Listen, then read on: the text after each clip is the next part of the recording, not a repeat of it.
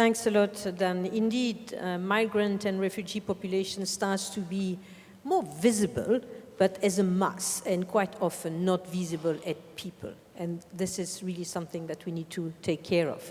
So what can health systems do in order to get better services and universal health coverage to migrants and refugees? There, I would like to cite at least 5 things that are very important and needs to be done urgently when they are not in place. The first one is to develop supportive, inclusive migrant and refugee health policies and legal frameworks. Indeed, without these frameworks and legal policies, there is no guarantee that the migrants and the refugee will have access and they will be taken care of by the health systems. More and more, as you know, there is a strong policy based on evidence that migrants and refugees' health should not be catered in a different system, that actually the health system which takes care of the normal population, if I may say, should be also the one taking care of migrants. The second is also very important, there needs to be a development of quality people-centered health services for migrant and refugees population, as well as financial protection. This is important because migrants and refugees are often having issues of different issues, mental health, they have been maltreated, and therefore it is even more so important that the health system to take care of them are based on their needs and not based on the needs of the health workers themselves. So these quality people-centered health services needs to be sensitive to gender, to language, to access to interpreter, cultural sensitivity in order to deliver services to this population. Now, the third one that I'd like to mention is the need to improve monitoring and health information systems and communication. Without knowing how many people the health services has to cater with, there is no way that they can adapt and be responsive to the need of migrants. There is particularly also a need for broader cross-country information exchanges to ensure that there is smooth health information sharing while people are moving across borders.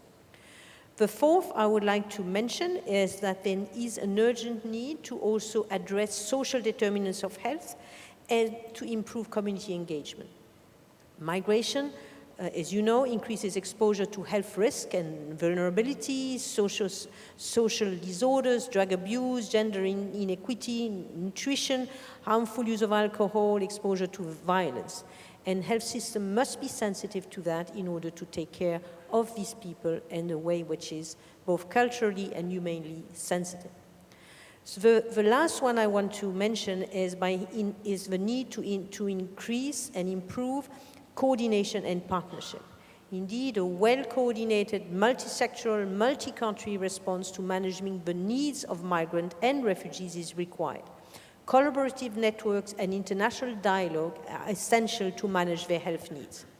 So why is this so important to achieve universal health coverage and more broadly the Sustainable Development Goals?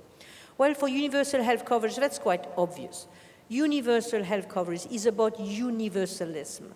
We cannot get universal health coverage if migrants and refugees are not taken under this umbrella and are not provided the health services they need without incurring the risk of financial difficulty because of that. What is less discussed is why this is essential also to meet the Sustainable Development Goals. Well, of course, if migrants and refugees don't get health services and universal health coverage, they will have ill health, and this will go against Sustainable Development 3. But there are many benefits of caring for migrants and refugees that would be missed also. One is about the imperative to respect human rights and to promote human rights, so this is one. Another one is the fact that that migrants and refugees are often offered to the countries which adopts them options and possibilities for economic growth, and these would also be missed. And finally, not caring for migrants and refugees' health would be a source of lack of